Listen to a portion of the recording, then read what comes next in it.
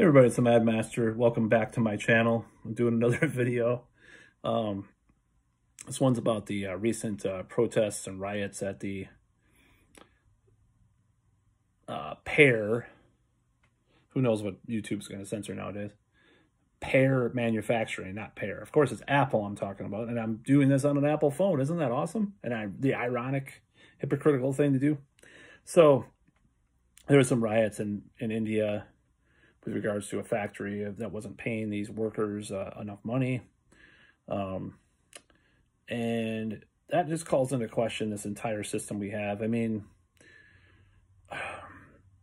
we have, and it kind of goes to the core of everything that's going on right now in a certain way. We have these woke white corporate types that say, oh, we're for Black Lives Matter, we're for all this stuff, and then they don't treat their employees like anything. Eli, the computer guy, actually brought this to my attention, who was a YouTuber, was watching his video about this. So the problem, neoliberalism is really something that has been, and you can look this up, what neoliberalism means. It's an economic philosophy, not a political philosophy. It's really infected just the left in the last 20 years or so. I mean, I remember in 1999, they were having these anti-WTO protests in Seattle. And Pat Buchanan was there too, and as far as a right-winger goes, but it was all, the types of people, Jill Steins of the world were there, all the Green Party people, kind of people, anarchists, communists, socialists, whatever. And now, though, it seems like even some of those same people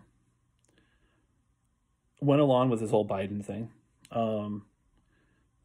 with less criticism. We'll elect him, and then we'll criticize him. It's like, it's fucking stupid.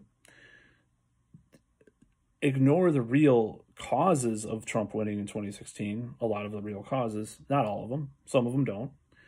Ignore it, but a lot of them do. And they subscribe to this like weird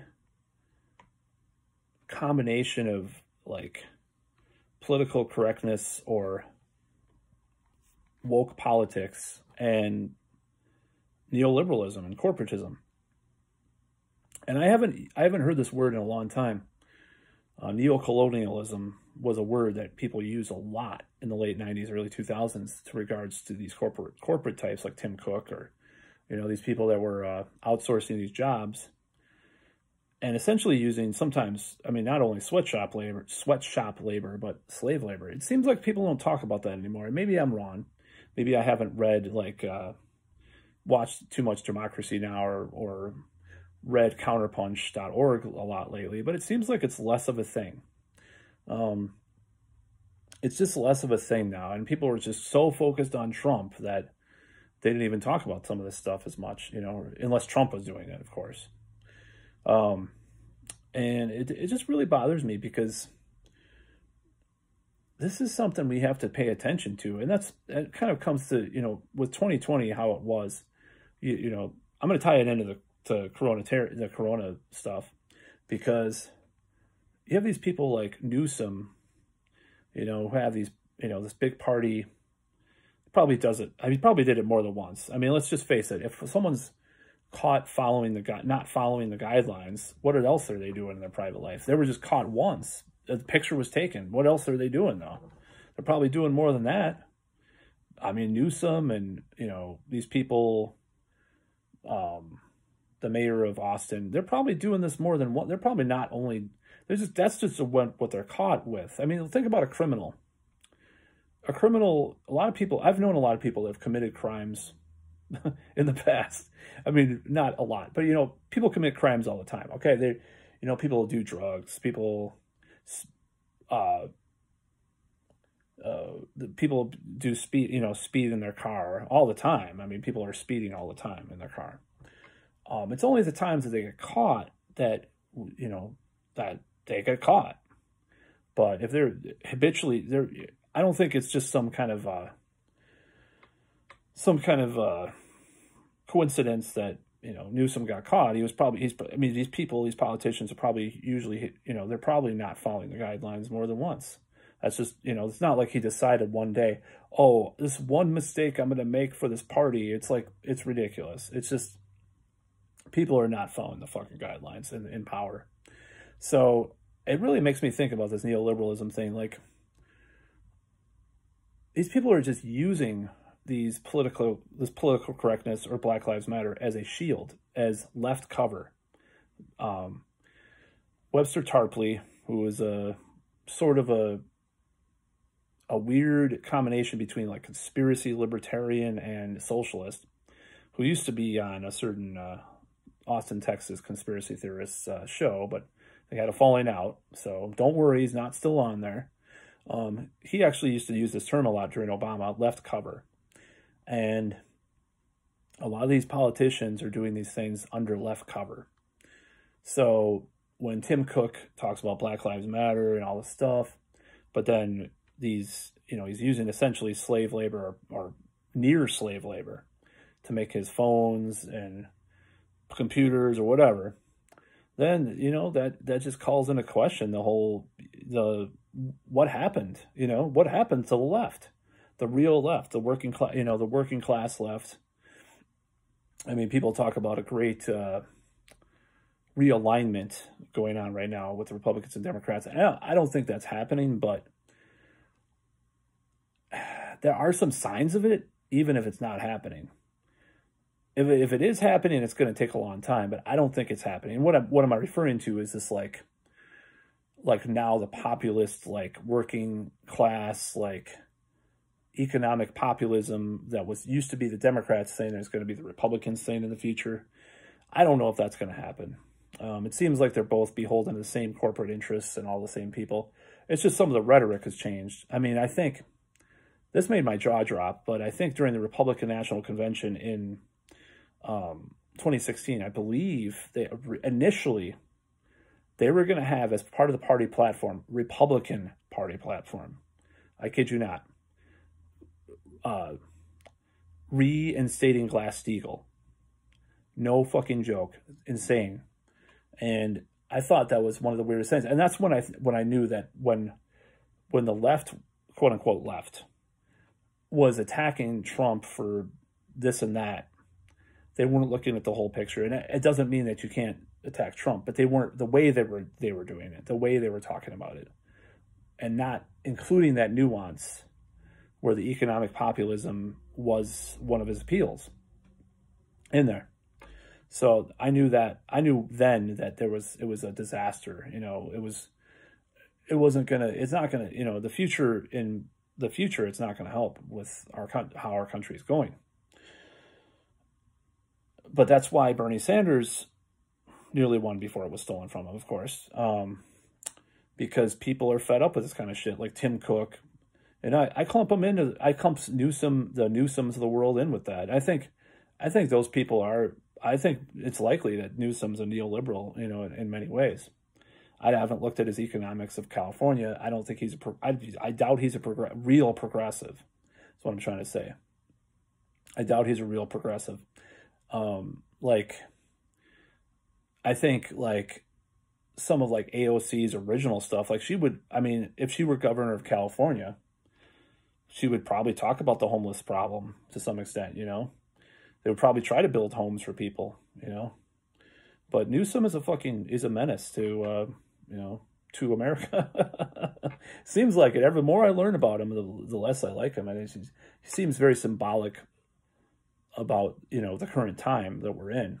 It's a slick back hair and fucking, you know, he's all smooth and shit. And with this crisis, it's the worst. These people are the worst. I mean, I've heard a lot of stuff on Jimmy Dore's show about Cuomo, and it makes me sick. I mean, it's just, they're neoliberals. I mean, they're using this left cover of the political correctness and our woke culture, quote unquote, Black Lives Matter. They're using it as a left cover. And that's what I really that's my real beef with the Black Lives Matter thing. It's not the actual movement itself. It's these people that are fucking astroturfing it and using it for their own very corrupt, very hypocritical political gain. And that includes Tim Cook. I mean, and Nike talking, Nike says something about this or that, where are their shoes made? What are the labor conditions like? What government fucking governments do they collude with that have some racist fucking schmuck in power or something, And people have to look at the whole picture. I mean, but yeah, it feels like the left has abandoned, and it doesn't mean the whole left, but it seems like the left has abandoned some of these ideals. It feels like it. And the Democrats have always been corrupt as far as even being on the left. But I heard about it more. I heard about the term neocolonialism. I haven't not heard about that in such a long time, the word. And we need to bring back some of these words because they're totally apt and fit some of these ideas.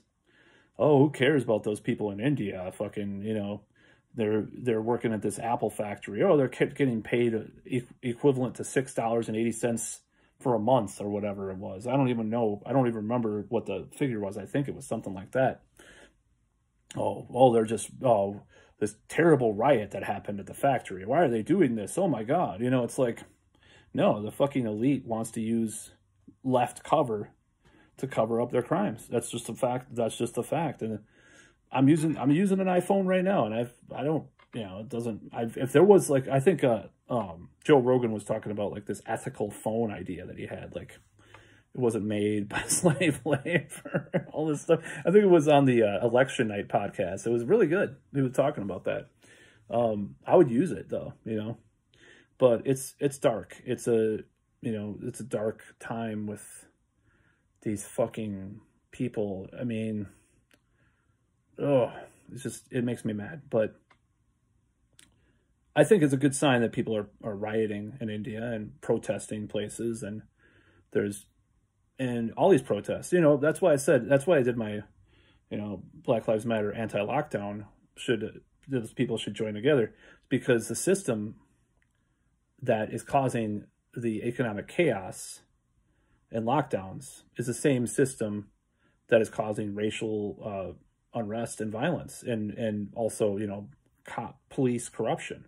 It's the same damn thing. It's the same fucking system that's doing that. So that's why I talked about that.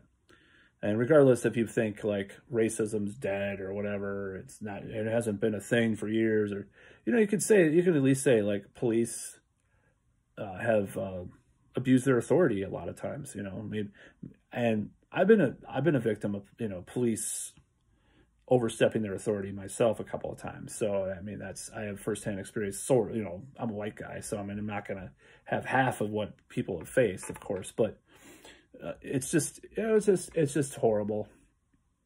And I think anybody that in the media that says, oh God, these protesters or whatever in India are bad, they can fuck off, But yeah, it's something we should focus on. And I think that we're entering a new era here. I think there's going to be more protests and more unrest in a good way. I think this is a good thing. I think protests are healthy. I agree with Thomas Jefferson about replacing the government every 20 years in some ways. I mean, it's a good thing. And we can talk about great resets and all this shit. And, these people are grasping on their power. The astrology thing with with Lada Duncheva's predictions for this new entrance into Aquarius. Okay, we're going to the woo section now of the video.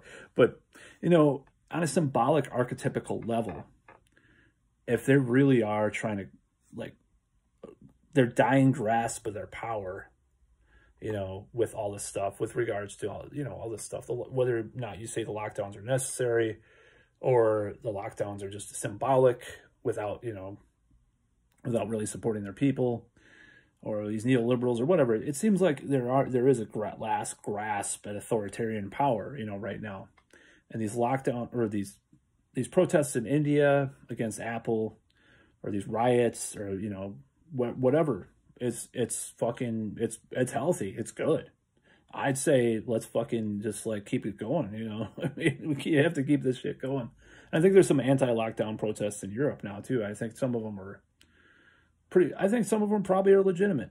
You know, you'll watch some like liberal news or YouTube channels say, "Oh, it wasn't that many people," or they'll try to downplay it, or they'll say it was all neo-Nazis or whatever the fuck. But it's just like people are fed up. Let's just all agree on this. People are fed up, and we're all fed up with the same people at the end of the day. It's not a certain racial group or anything like that. It's the same people, just fucking, you know, the people that are in power that are authoritarian fuck faces. You know, that's the way it goes. That are, and it's a class thing too. You know, you could say, well, it's because they're the bourgeoisie, I guess. You know, if you want to use the Marxist theory, which I don't want to, but you know, it's these people that abuse their power for generations. You know, these the rich or whatever. I mean, it's not bad.